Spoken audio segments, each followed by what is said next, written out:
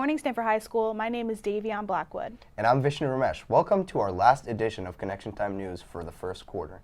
Remember, you can always email shsroundtable@gmail.com anytime with any comments or suggestions about the show. As always, we're going to start off the show with an announcement from the school. The school's International Baccalaureate Diploma Program, colloquially known as the IB program, is beginning its application process for the next year. Students in the class of 2022 could submit their formal application by November 18th.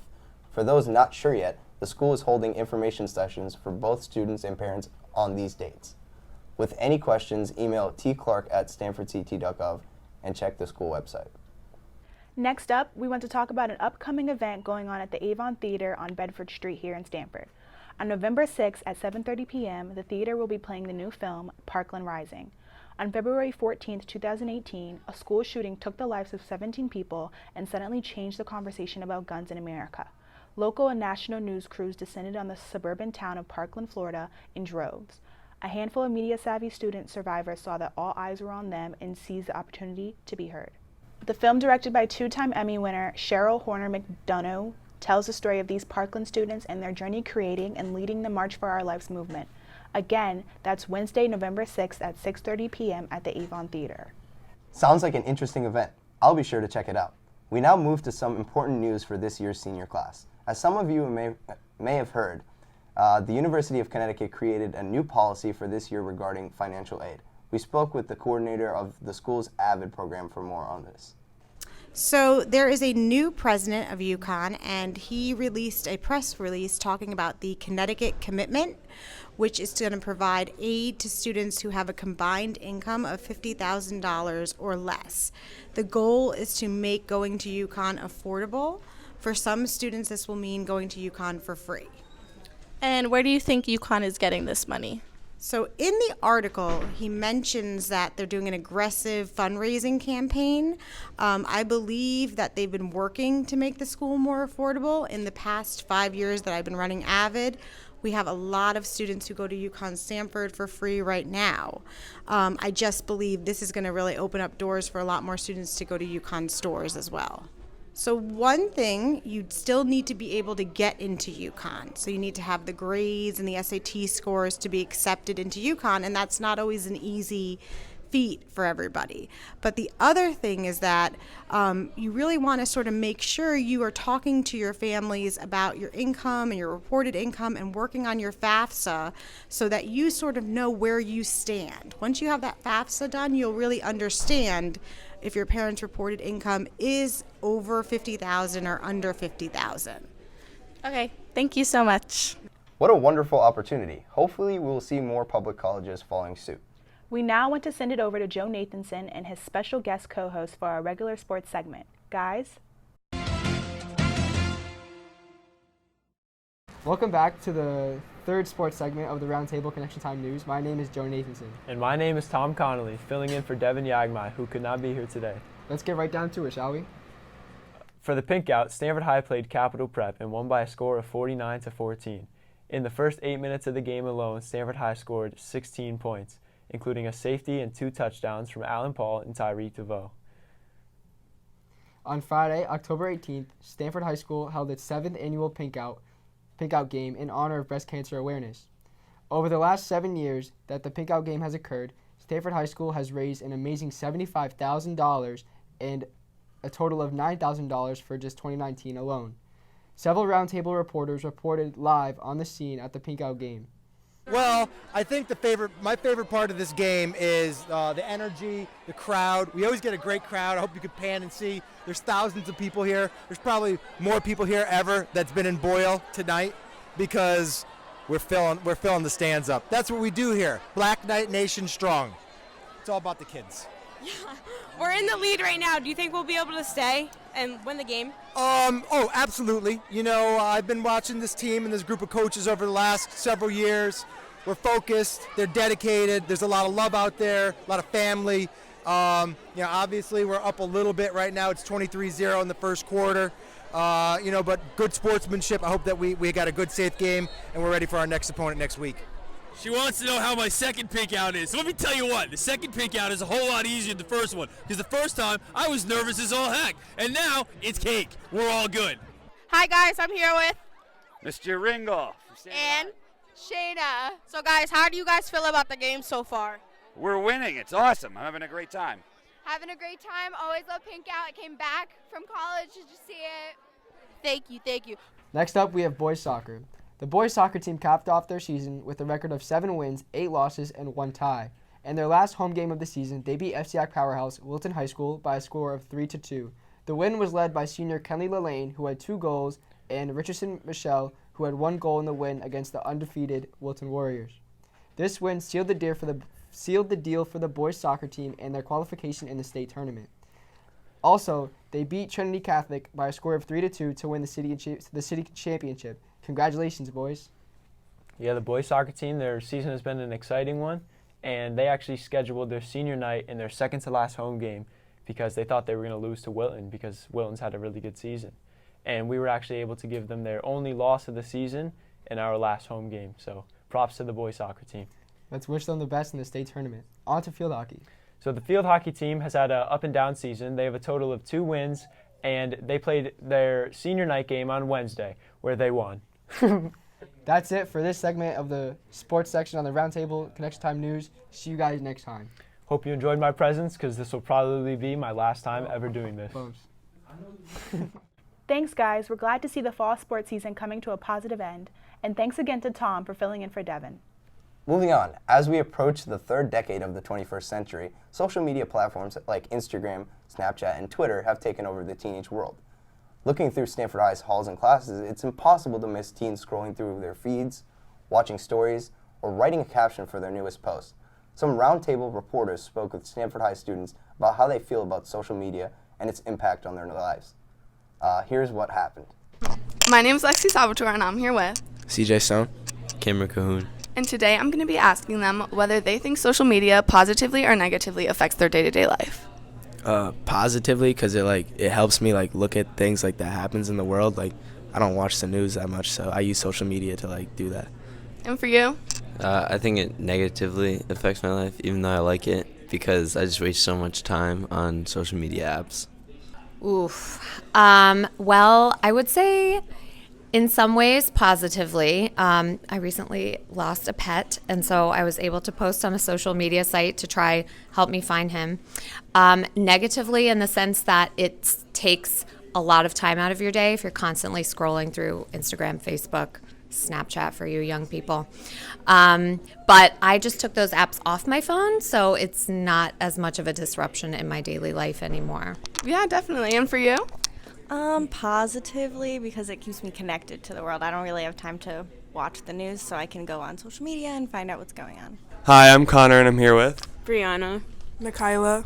All right, and I'm going to be asking them, do you think social media negatively or positively affects your day-to-day life? Negatively, because I'm always on my phone, and I mean, it's a good thing, but it's a bad thing at the same time. Mm-hmm. I feel like both, to be honest. I'm on my phone too a lot, and I know a lot of things from social media, but also it can be negative. So yeah. Mm-hmm. All right, thank you. My name is Lexi Salvatore, and I'm here with Mason Locker, Adriana Rabita. And today I'm going to be asking them if you think social media positively or negatively affects your day-to-day life. I think it affects me positively because I don't spend a lot of time on social media. I know how to monitor it and, so positively. Good. And you? I feel like it could be both because I don't know, there's so many stereotypes, and I feel like when it's on social media, it's platform big, so it's if you're if you have a perfect body or it puts I don't know how I'm saying my thing. It makes you want to be something that you possibly aren't, and that could affect you negatively. Yeah. Let us know what you think about social media by posting on Instagram or Twitter and tagging us at SHS Roundtable. Next up, if you were a Stanford High student, you probably walk past a security guard between every class. But how often do you actually interact with them? Senior reporter Angelica Martinez spoke with the school security staff about their experiences working here. Angelica?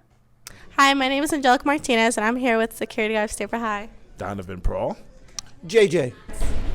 Lynn Barkley. Q Money. All right, I have a couple questions for you about your job. What's your favorite part about working here? Relating with the kids and the effects that you have on their lives. That's the fun part about it. The best part is the kids. I love having fun with the kids, making them smile, laugh. I'm just a fun guy, that's all. That's my favorite part. The kids. We love the kids. We do it for the kids. We love our job.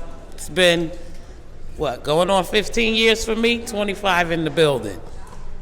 Also, I'm a piggyback off the kids and the teachers. I really enjoyed the teachers and the administration staff. Woo-hoo! Shout out to the administration. What did you do before coming here to Stanford High? I had multiple things. Phys ed for athletic training. I worked at Advanced Physical Therapy Center as a physical therapy assistant. Before I came to Stanford High, I was 15 years at West Hill. I also graduated from West Hill, so that's kind of my home. I'm a trainer right now. I graduated from Wright Tech. I did 8 years in the Marine Corps, so I'm a Marine Corps veteran, and I used to work for a school food service at one time. I was in Stanford High, 10 years in the kitchen before I became security. I was working at Dolan Middle School. I did 5 years there, and then I continued over here at Stanford High School. Thanks, Angelica, and thank you to the security staff for your work here. In the music department, Stanford High hosted a big event at Boyle Stadium this past Saturday, October 26th. Schools from all across New England traveled to Stanford for the U.S. Band State Championships. The competing marching bands, including our friends at West Hill High School, performed musical and visual shows in our football field. The event was kicked off in the morning with our very own marching band playing the national anthem. It was a big task for the school and the music department to take on, but it ended up being a huge success. The venue that usually hosts the event cannot follow through this year, so U.S. bands reached out to Stanford High to save the day. So once it was announced that it would in fact be held in Stanford, the organizers had very little time to figure out the logistics. They had to book food trucks, plan out where school buses and equipment trucks would go, work with the city to figure out and execute street closings, all in just a couple of weeks. Stanford High's Try Music Honor Society members also volunteered their time on a Saturday to help the event run smoothly. A big congratulations to all those involved. Also in school arts, the Strawberry Hill Players, the school's drama club, is in its final preparations for this year's fall play, Elephant's Graveyard by George Brandt. Our senior reporters, Katie Forgione and Ava Devlin, went to the rehearsal to speak with some of the participants to learn more about it. Let's take a look. It's basically about a traveling circus who has a very large elephant. They travel to this town called Irwin, Tennessee, and Irwin is in Tennessee.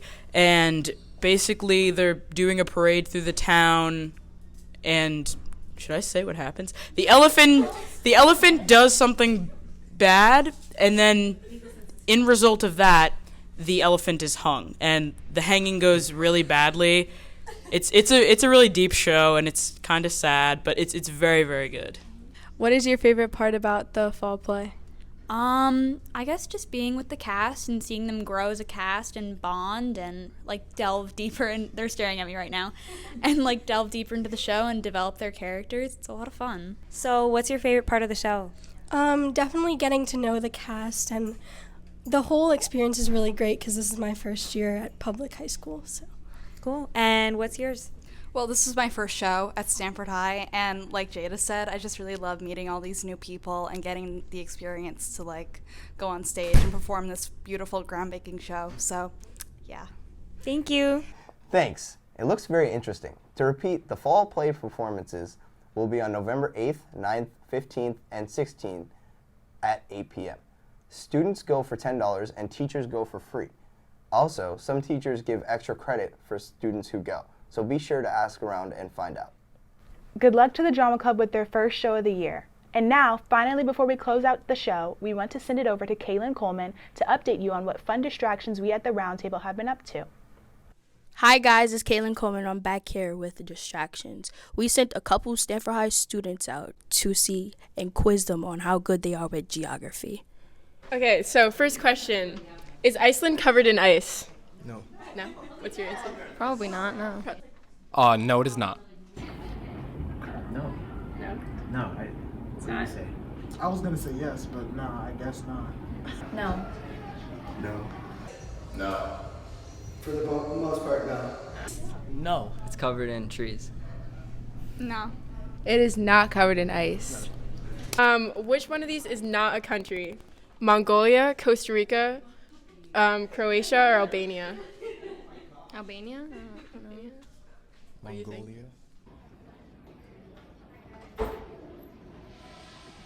Do you know? Those are all countries. Yeah. Mongolia. It used to be a country. Alright, so they're Mongolia. Aren't they all countries? They're all countries. Yeah. What's the capital of New York? New York City. What is the largest state Texas. in America? That's your final answer? Yeah. Okay. Texas. Alaska. Because they got all them little islands. Texas. Texas or California? I know. Alaska. I'll let Cover answer that one. Illinois. Florida? Yeah, Florida. I was gonna say Texas. Sort of close. It's actually Alaska. We also had some Stanford High School journalists who had a blindfolded taste test for Damari and Beldotti's Bakery.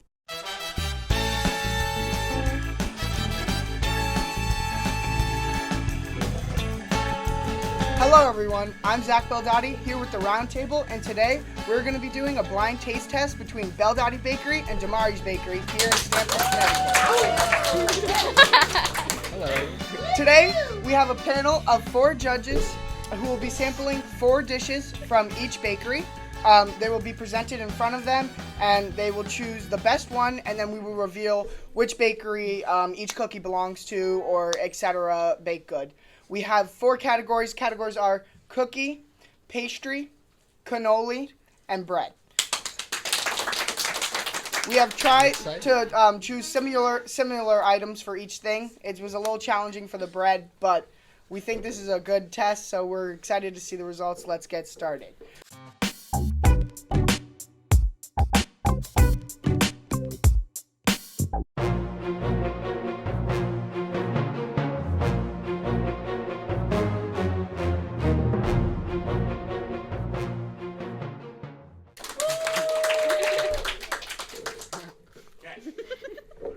I vote this one. Yeah, this one was definitely the one. No. I want more. Which one? Me? Yeah, the one in my hand. It has more flavor. It's just, this one's a little dry. Okay, clear your plate.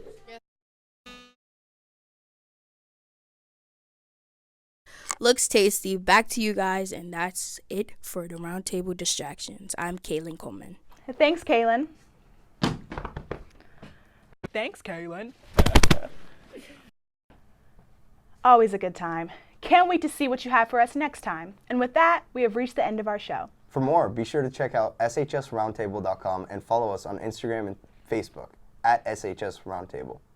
Also, listen in to WGCH 1490 the second Thursday morning of every month to hear more Stanford High news. Our next show will be on Wednesday, November 20th. See you then. For the Stanford High Roundtable, I'm Davion Blackwood. And I'm Vishnu Ramesh. Thanks for watching.